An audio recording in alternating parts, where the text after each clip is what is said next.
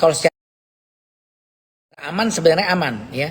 Karena 6 minggu itu udah cukup aman sebenarnya buat kita melakukan treatment apapun yang ada efek eksfoliasinya. Gitu. Tapi pilih aja salah satu, kalau udah di laser ya jangan dipilih lagi gitu. Terus penggunaan misalnya pasien udah kita laser nih ya, perkuat dia dengan sunblock yang benar. Terus krim malam if still needed ya, kasih yang very light, yang ringan banget gitu, retinol yang ringan banget, jangan keras-keras gitu. Ya, itu supaya aman. Lebih enak kita ngikisnya pelan-pelan gitu sampai dapetin state yang benar gitu. Dan kayak penggunaan krim malam itu nggak perlu juga setiap malam, nggak perlu gitu. Orang tanpa krim malam itu Tuhan juga udah ngatur kok. Eksfoliasi kulit itu terjadi udah ada siklusnya gitu. Dan ini alasan kenapa saya bilang tadi 6 minggu itu sebenarnya relatif aman.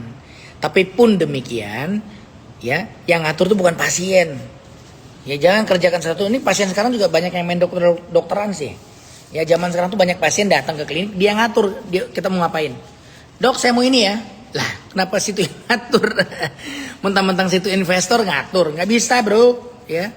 Jadi pasien-pasien please kalau Anda ke klinik, ya Anda datang kasih tahu masalahnya apa. Dok saya tuh punya masalah sama ini deh. Kok ini begini ya? Nah nanti dokternya mikir, kan Anda bayar ke situ. Ya gitu. Terus lucu deh kemarin nih ngomong-ngomong tentang bayar ya.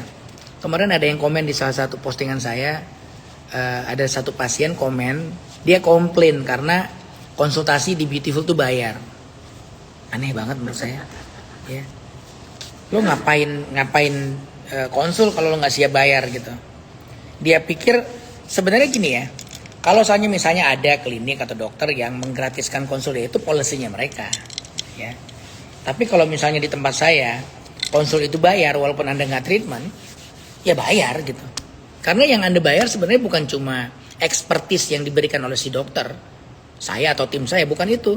Tapi fasilitas yang Anda nikmatin selama Anda di klinik gitu. Anda masuk, ada petugas selamat datang, nganterin Anda duduk. Terus duduknya dikasih AC biar nyaman, kursinya dipilihin yang bagus, yang empuk. Anda pikir tuh semuanya bikinnya pakai doa doang gitu? Ya. Itu yang Anda bayar sebenarnya itu. Fasilitas itu buat saya bisa ngegaji yang lain-lain yang kerja sama saya itu supaya mereka juga bisa sekolahin anaknya. Jadi ini mata rantainya panjang loh mikirnya. Jadi jangan cuma mikir enaknya dia doang gitu. Kalau emang nggak mau bayar mendingan nggak usah datang, ngapain gitu.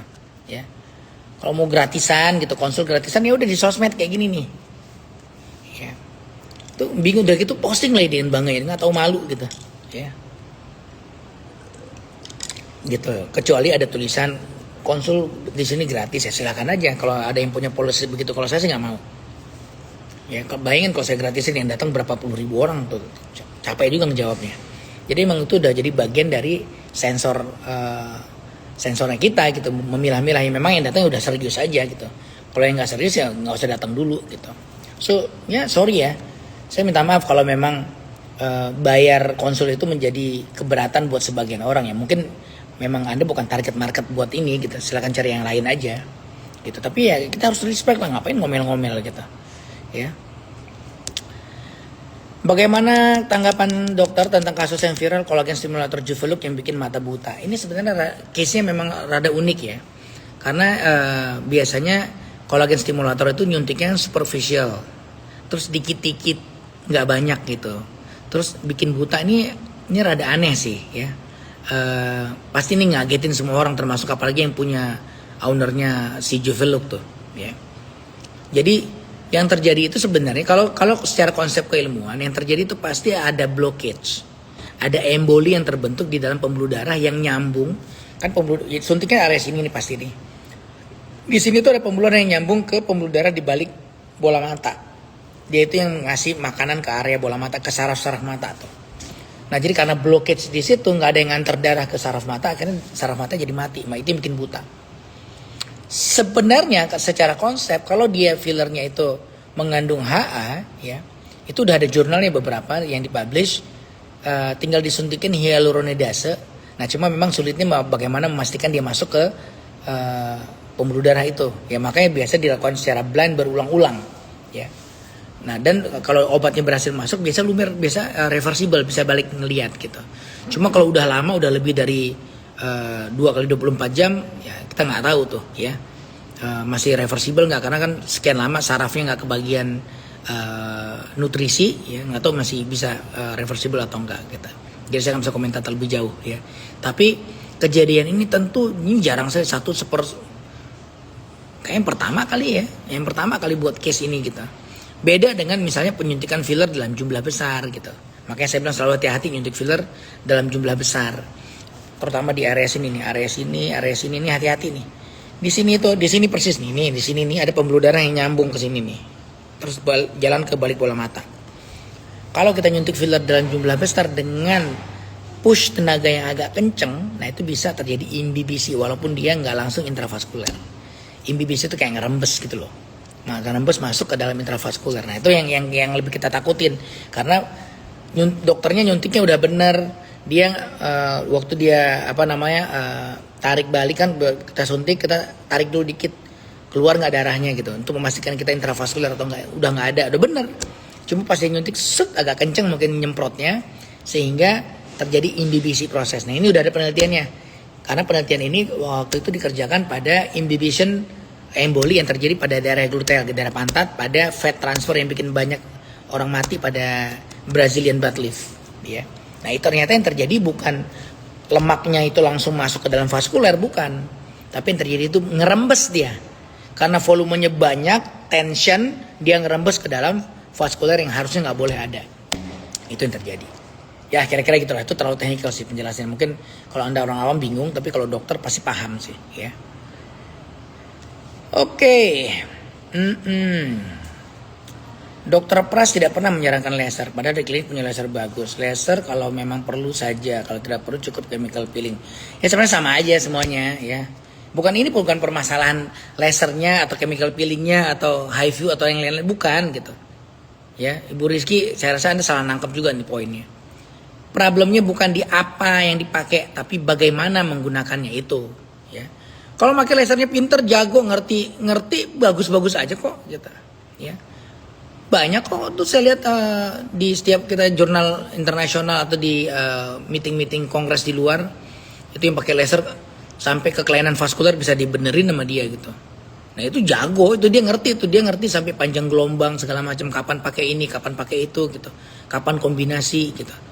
Nah itu jadi bukan ilmunya itu bukan ilmu pencet tombol yang ada di preset gitu loh. Kalau di sini kebanyakan coba deh lihat tuh.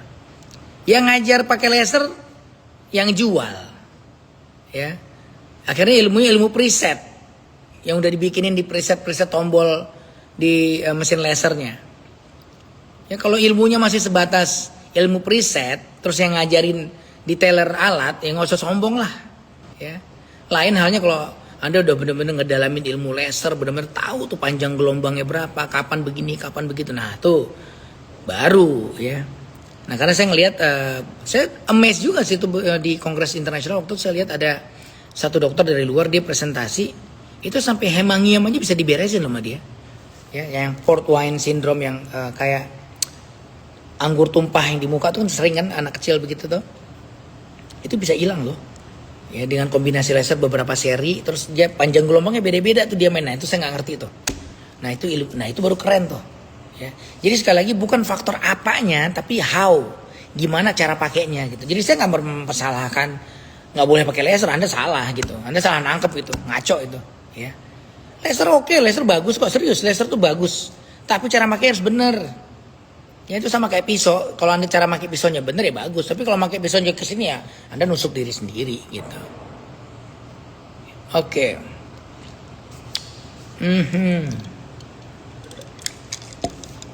Makin menarik nih. Oke. Kalau pakai night cream dari dokter kulit atau rumah sakit lain, terus tiap stop pakai langsung peruntusan jerawatan, apakah memang seharusnya begitu dok? Artinya ada yang salah dengan krimnya. Kalau saya sih kalau ketemu case begitu stop, ya jangan diterusin, ya. Nggak, itu salah satu tanda ngaco gitu, ya. Anda dibikin bergantung sama krim itu tuh pasti ada steroid dan lain-lain itu. Stop, jangan lanjutin kerusakan yang terjadi. Karena itu efeknya akumulatif. Sekarang masih kelihatan baik-baik aja, nanti tuh 5-6 tahun lagi baru mulai lo kok begini lo kok begitu, perasaan kayak gitu loh. Jadi jangan ya, stop mumpung belum terlanjur. Ngecilin payudara bisa, silakan datang. Pori-pori gede pakai laser fractional beneran bisa ngefek nggak dok? Nah ini juga menarik nih. Saya sering lihat postingan di dokter-dokter luar terutama ya, pada kulit-kulit bule ya, ditembak laser pori-porinya langsung shrinkit gitu, kelihatan mengecil, krek. Nah, kulit bule beda sama kulit kita ya. Kulit bule itu beda sama kulit kita. Jadi saran saya ya, Anda boleh coba sekali lihat, does it really effect atau enggak? Kalau enggak ya jangan ya.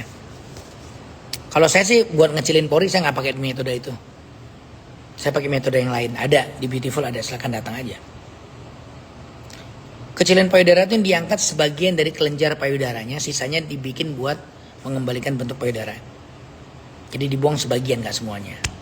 Kalau buang semuanya namanya bukan breast reduction, tapi breast removal, itu beda lagi tuh. Oke, banyak juga pertanyaan nih ya. Yang mau beli giut Anda bisa cari di Shopee, Tokopedia, di TikTok Shop, atau bisa di giut.id juga banyak ya. Dok, saya udah bilang sama suami pengen rinoplasti sama dokter. Suami tanya kurang lebih berapa budgetnya. Nah, kirim fotonya ntar saya lihat. Kalau berulang melakukan pasang benang hidung, apakah ada efek sampingnya? Asal jangan terlalu numpuk dan tunggu momennya udah bener-bener masanya hilang baru Anda tambahin ya.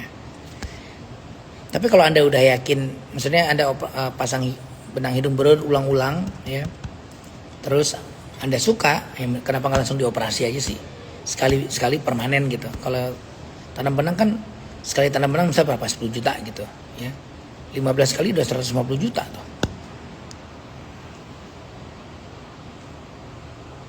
Dokter Fauzi, suami dokter Ake, iya dong saya kenal, beliau senior saya di FKUI bedah plastik dulu, kenal banget.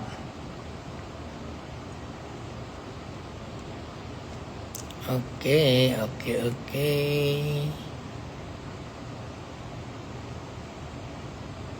Kauter milia nggak hilang-hilang. Masa sih, harusnya hilang lah. Tapi kan milia bisa timbul lagi, problemnya itu. Ya tapi yang di kauter pasti hilang dong, nggak mungkin nggak. Internal bra fixation, apakah aman jangka panjang? Oh aman. Menyebabkan cancer yang enggak lah ya. Jadi internal bra fixasi itu adalah teknik operasi payudara. Kan implan kita taruh begini nih. Kalau dulu tuh kita langsung masukin gitu. Nah sekarang itu otot yang ada di sini kita jadiin sebagai penyangganya, supaya si implan ini nggak gampang turun. Kalau dia cuma begini kan, dia cuma bergantung di kulit, lama-lama dia gampang turun gitu. Makanya bentuk payudara jadi ngelebar ke samping atau turun ke bawah. Kita pergi pada yang implannya agak berat tuh. Nah kalau kita pakai teknik internal bra fixasi, ototnya ini kita pakai buat nahan. Jadi dia nggak gampang turun. Dia mau tidur pun, mau miring kanan miring kiri, posisi payudara tetap nanjak, ya, kayak tanjakan. Oke. Saya pakai retinol muka breakout parah itu. Kalau skin barrier Anda lagi error, lagi kacau, lagi rusak dan udah tipis, Anda jangan dihajar yang aneh-aneh dulu, ya. Saya merhatiin ya, pada pasien dengan skin barrier yang udah rusak, yang kulitnya udah tipis banget, Anda pakai vitamin C aja Anda beruntusan, nyelekit kulitnya, itu vitamin C loh, cuma serum vitamin C doang. Apalagi Anda hajar pakai retinol, hancur mukanya. Maka saya bingung, ada yang nganjurin pakai retinol pada kulit muka yang udah tipis. Terus dia bilang lagi retinol nggak ada efek menipiskan kulit. Nah, saya nggak ngerti, bener ngamatin nggak sih sebenarnya, gitu.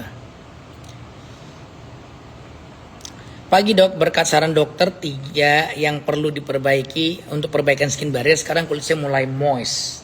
Thank you. Tuh, kan? Saya terima DM tentang bagaimana perubahan kulit mereka dan setelah ngikutin saran basic skincare dan perbaikin skin barrier tuh banyak banget loh.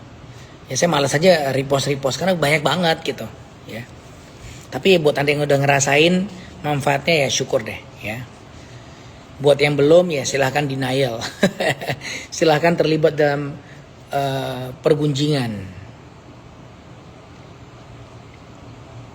Oke. Sip, coba lagi kita baca di bawah ini ada apa. Operasi kantong mata sekitar 55, datang bisa langsung dikerjain. Kalau terapi apakah efektif buat kulit yang agak kendur? Saya sih nggak pernah tertarik buat menggunakan ulterapi karena menurut saya efeknya itu nggak worth it dengan harganya. Ya, Anda bayar 20-25 juta buat ulterapi, efeknya yang nggak sesignifikan yang dijanjikan gitu dan nggak tahan lama juga gitu. So ini di tangan saya ya, saya nggak tahu kalau di tangan orang lain. Jadi menurut saya sih nggak worth it antara harga dengan apa yang didapat gitu. So itu menjadi alasan saya kenapa di klinik saya tidak ada ulterapi. Saya memutuskan untuk nggak mau pakai ulterapi. Mendingan kalau emang udah turun operasi aja sekalian gitu. Kemerahan bisa hilang, bisa. Bener kata dokter Flex, saya makin jelas ketika udah di laser. Sarannya sekarang gimana? Udah tuh, udah saya posting, baca aja, lihat aja di feed ya. Tonton sampai habis, part 1, part 2 tuh ada. Gitu. Oke, ini udah panjang lebar, saya mau mandi dulu. Hari ini saya ada operasi challenging case ya. Mudah-mudahan kita semua aman-aman, lancar-lancar semuanya. Yang mau kerja silakan kerja, sukses kerjanya ya. Sampai jumpa kalau begitu.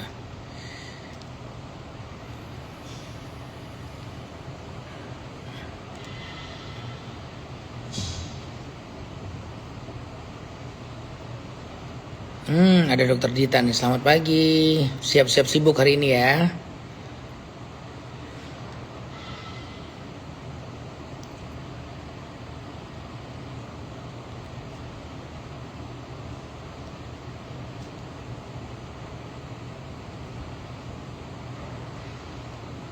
Semarang belum ada, jadi mungkin sementara Anda bisa ke Jogja. Di Bali ada di Renown, cabang Bali ada di Renown. Ya, silakan ke sana. Sekali lagi buat yang nanya-nanya tentang flek melasma, Anda silahkan cek postingan saya di feed Instagram saya, ada di TikTok saya juga ada ya, tentang penanganan flek melasma. Itu ada cerita pasiennya, ada cerita sayanya, how to do it ya. Part 1, part 2, baca, tonton sampai habis, tulis biar nggak lupa ya. Oke, saya rasa cukup ya. Capek saya ngomong terus. Alright, sampai jumpa. Bye.